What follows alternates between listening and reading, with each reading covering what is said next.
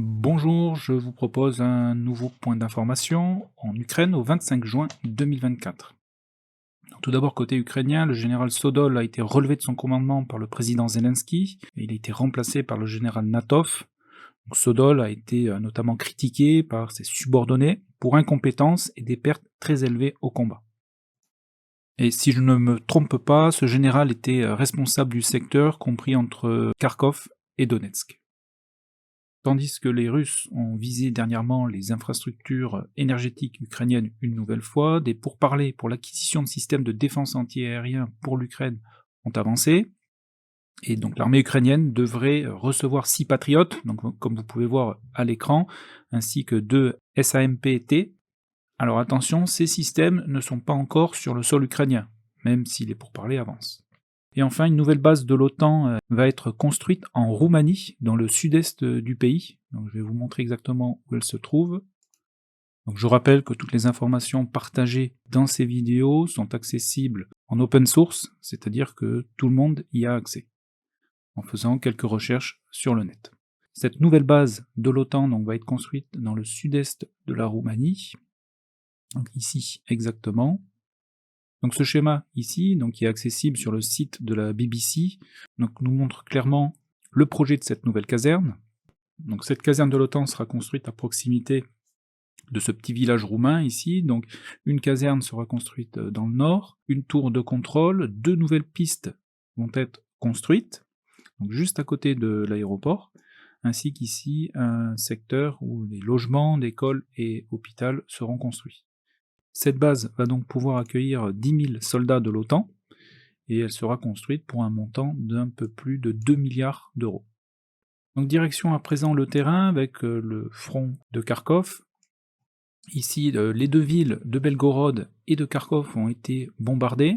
Sur Belgorod, c'est un immeuble résidentiel qui a été touché, et sur Kharkov, également des bâtiments où 2 personnes ont trouvé la mort et 53 blessés. Pour ce qui est de la ligne de front, on va commencer avec le secteur de Lipsty. Ici, la ligne de front n'a pas évolué ces derniers 4 jours. Nouvelle tentative des Ukrainiens au sud-ouest du village de Liboké, et ces derniers ont perdu un BTR-4 dans la journée du 22 juin.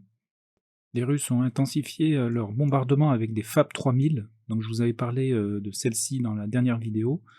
Donc, ces derniers jours, une autre FAB 3000 a été donc larguée plus au sud du village de Lipsty le 21 juin, et une autre il y a 2 jours.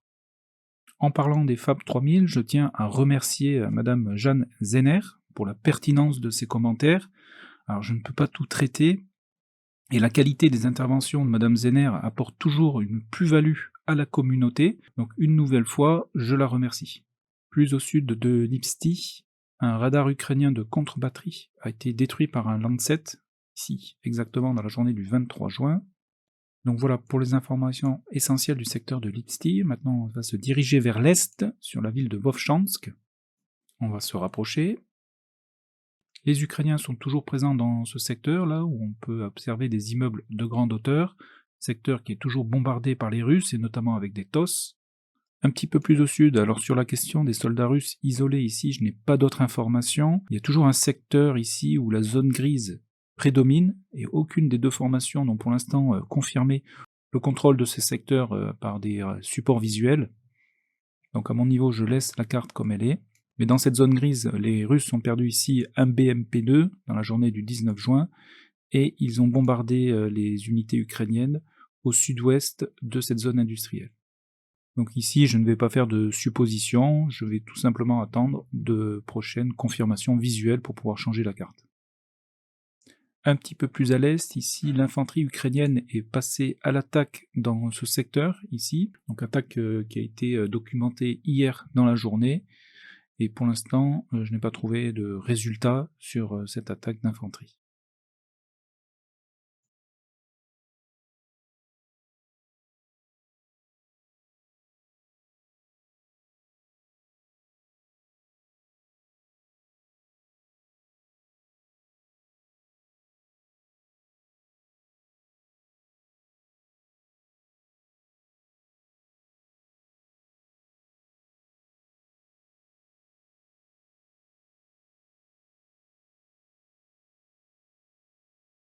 tout comme je n'ai toujours pas eu de résultat de l'attaque de l'infanterie ukrainienne sur le point fortifié russe, ici, dans la journée du 20 juin. Au sud des combats, les Russes ont utilisé de nouveau une FAB 3000 ici, dans la journée d'hier. Donc, et comme vous pouvez ici le constater, donc la puissance de cette explosion.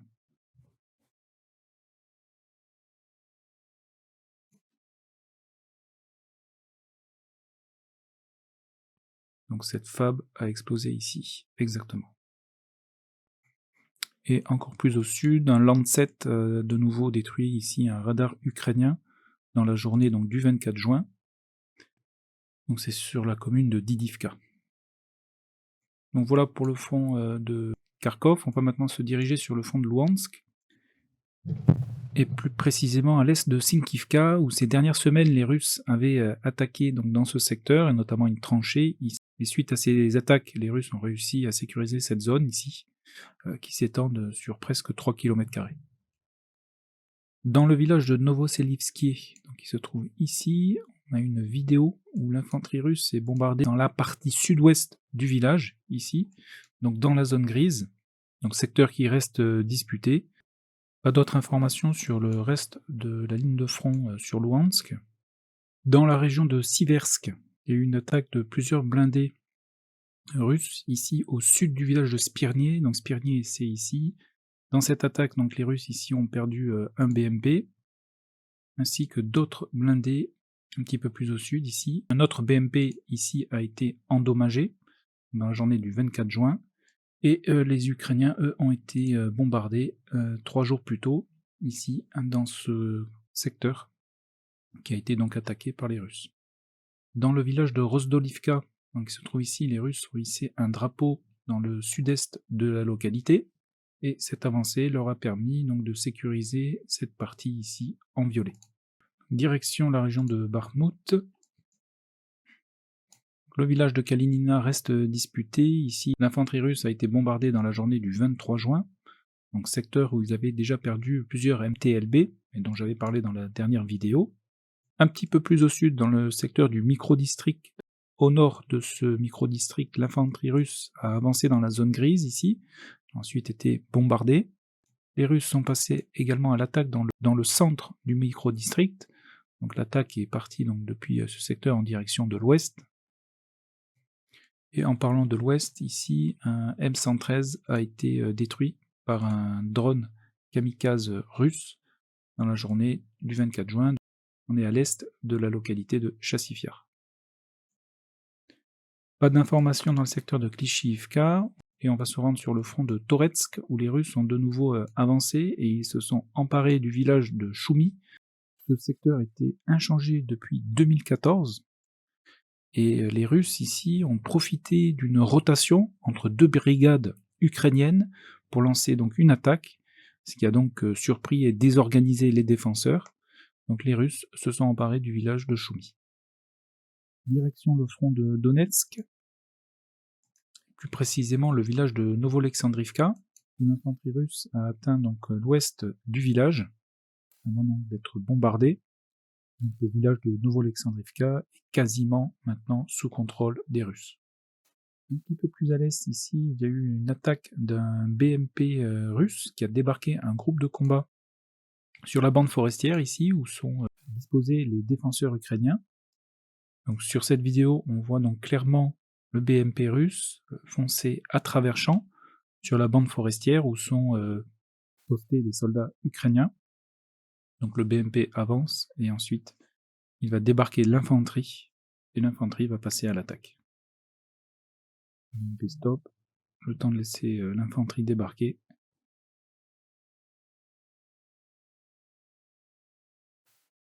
On voit qu'il fait feu. Et il repart. Donc cette vidéo a eu lieu ici exactement. Donc on se situe à l'ouest de Arkhangelsk et à l'est de Novo-Alexandrivka. Donc secteur qui est donc disputé et qui reste pour l'instant dans la zone grise. Les Russes sont avancés dans le secteur de Sokil, notamment donc au nord ici, mais également sur le village même. Donc aux dernières nouvelles, ils ont réussi à prendre le contrôle de ce point fortifié ici, qui est juste au nord du village de Sokil. Dans cette attaque, ils ont perdu 2 BTR 82 ici, dans la journée du 23 juin. Ils contrôlent maintenant la partie est du village. Et on a également une vidéo ici où un Bradley ukrainien, comme vous pouvez le voir sur cette vidéo. Donc ici, il y a des réseaux de tranchées. Et donc le Bradley fait feu vers l'est. Donc là où les Russes sont en train de progresser. Et ensuite, ils se retirent du combat, direction l'ouest. Donc voilà, cette vidéo a eu lieu ici. Donc sur le plan de la vidéo, c'est comme ça exactement. Donc vous voyez la progression donc, des Russes ici, qui avancent à l'est. Et ici, j'ai matérialisé les tranchées que l'on peut voir sur la vidéo. Donc le Bradley est ici, exactement. Et ensuite, il va faire mouvement vers l'ouest en suivant cet axe ici, en direction du village de Ovtchi. Les Russes ont bombardé Pokrovsk, donc il se situe ici, qui est un hub pour la logistique ukrainienne.